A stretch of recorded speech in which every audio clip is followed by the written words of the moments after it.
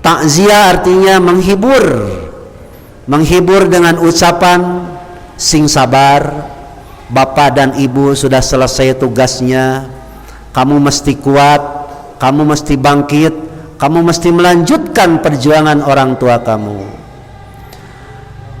Kemudian takziah yang kedua, berilah makanan.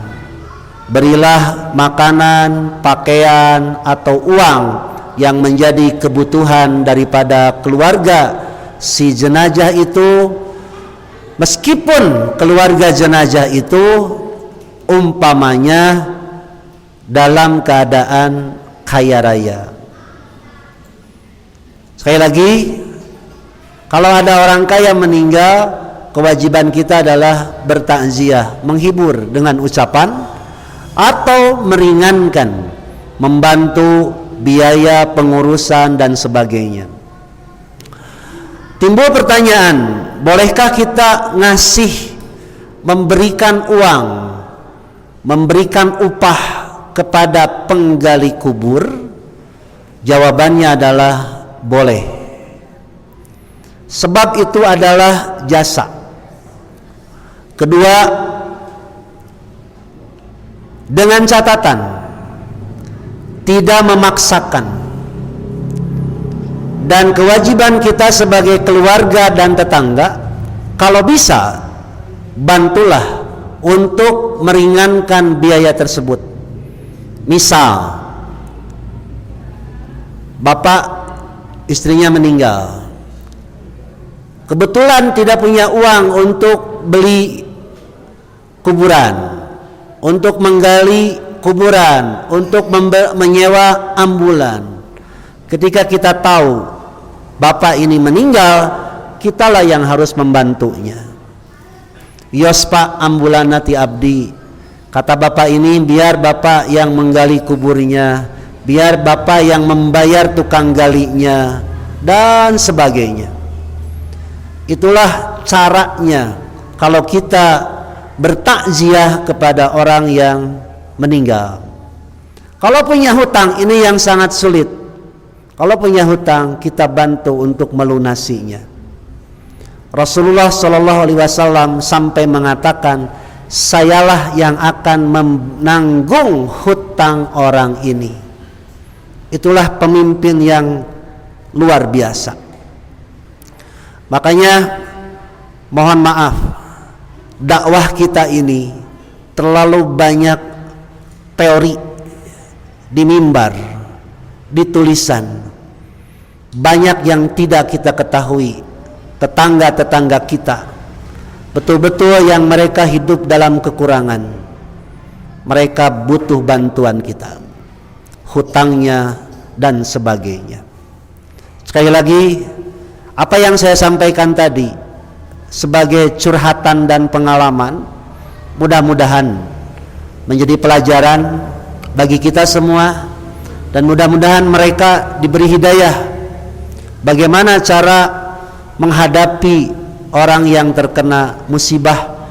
Jangan dimanfaatkan, jangan dimanfaatkan, ya, apalagi sampai nganjuk ngahutang, apalagi ada kesan nyolatan ge dibayar, ngadoakeun ge dibayar. Beda dengan nyewa ambulan, beda dengan menggali kuburan.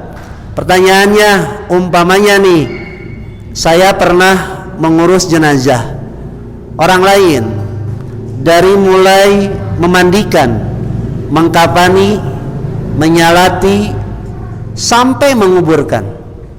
Lalu dari keluarga si korban, dari keluarga jenazah ingin memberi saya, memberi uang. Bolehkah saya terima? Jawabannya boleh.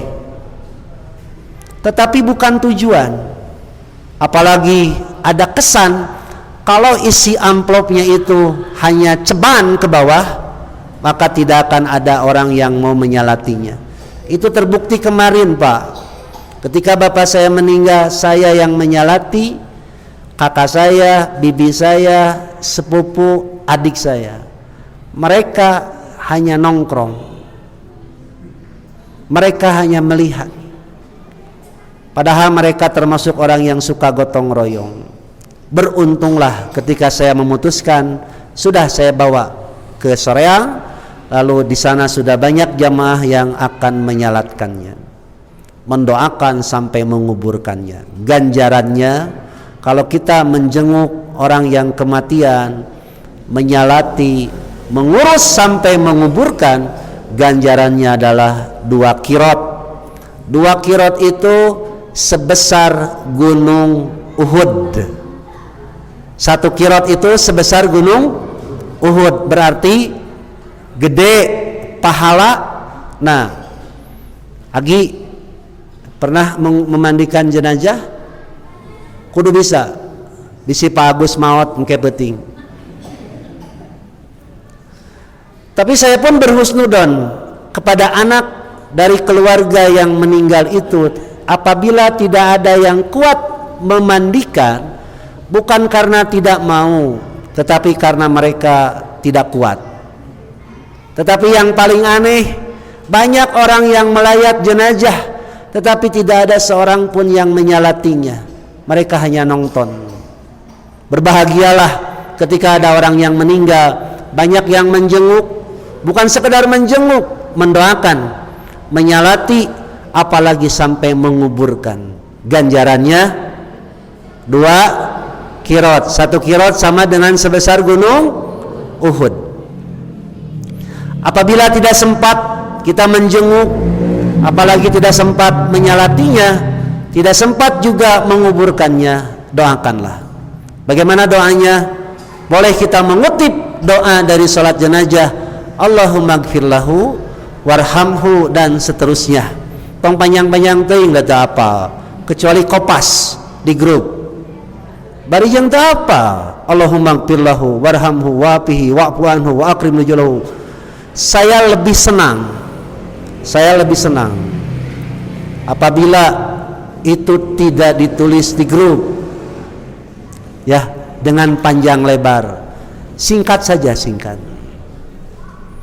Leheng menu apa, kumaha menu teu apa, berarti hasil copas. Lumayan tuh Ustaz, hasil copas oke.